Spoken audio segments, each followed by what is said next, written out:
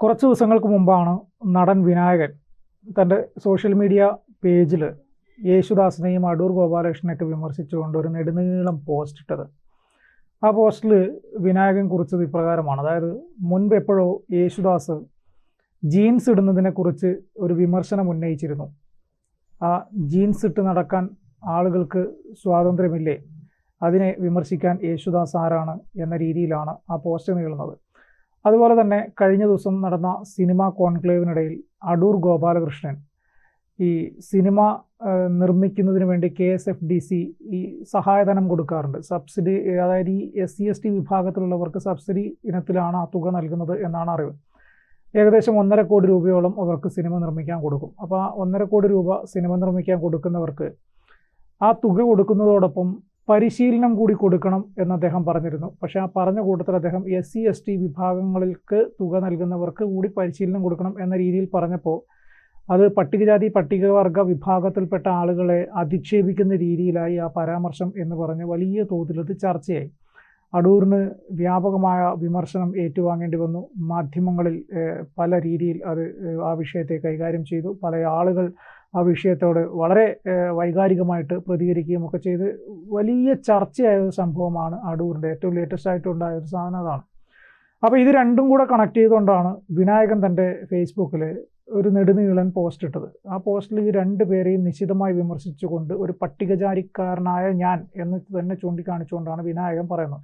അതായത് വിനായകൻ്റെ ജാതി പറഞ്ഞുകൊണ്ട് തന്നെയാണ് എൻ്റെ ജാതിയിൽപ്പെട്ട ആളുകളെ വിമർശിച്ച നിങ്ങൾ പറയുന്ന കാര്യങ്ങൾ അശ്ലീലമല്ലേ എന്ന് ചോദിച്ചുകൊണ്ടുള്ളൊരു സാധനം.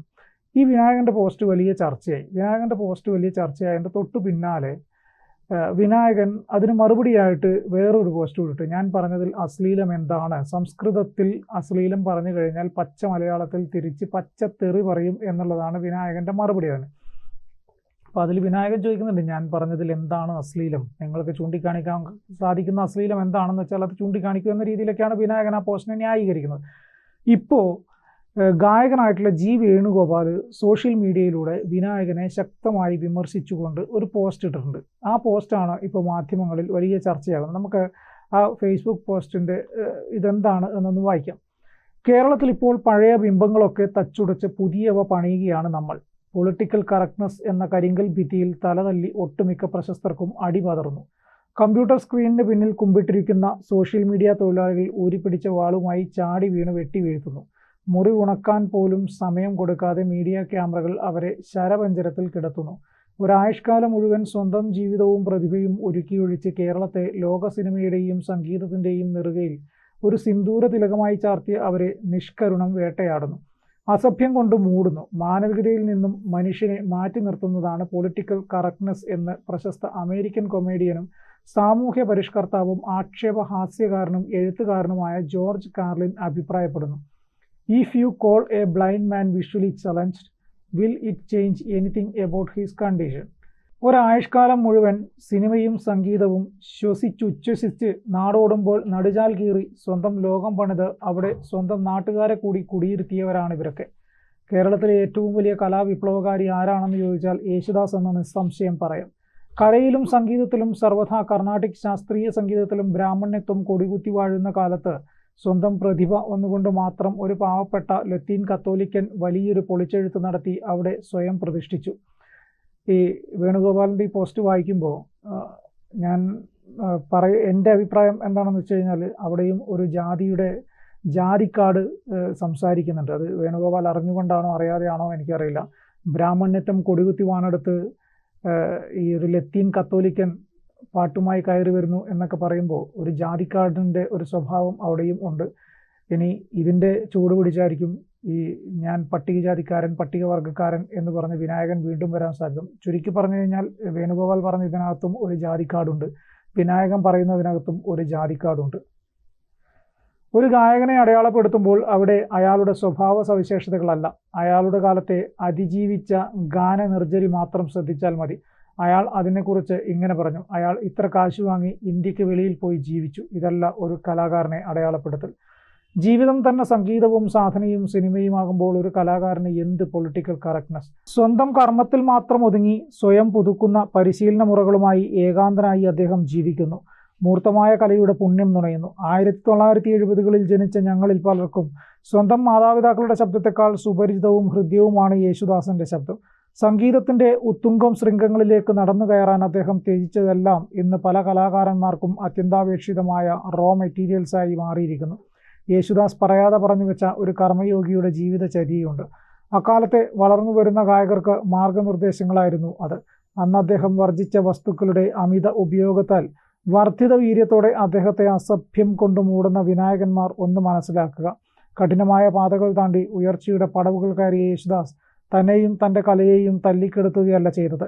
ഓരോ നിമിഷവും അദ്ദേഹം തന്നെ നിരന്തരം പുനഃസൃഷ്ടിക്കുകയും തൻ്റെ സംഗീതം കൊണ്ട് കാലത്തെ അതിജീവിക്കുകയും ഇനിയും ഒരംഗത്തിന് ബാല്യമുണ്ട് എന്ന വൈരാഗ്യബുദ്ധിയോടെ സ്വയം നിലനിർത്തുകയും ചെയ്യുകയായിരുന്നു. യേശുദാസ് നമ്മുടെ കേരളത്തിൻ്റെ ലോകോത്തര ഗായകനാണ്. പാട്ടുകാരനെ പാട്ടുകാരനായി മാത്രം കണ്ടാൽ മതി. അദ്ദേഹം സാമൂഹ്യ പരിഷ്കർത്താവ് എന്ന് തോന്നുന്നിടത്താണ് അഭിപ്രായ വ്യത്യാസം ഉടലെടുക്കുന്നത്.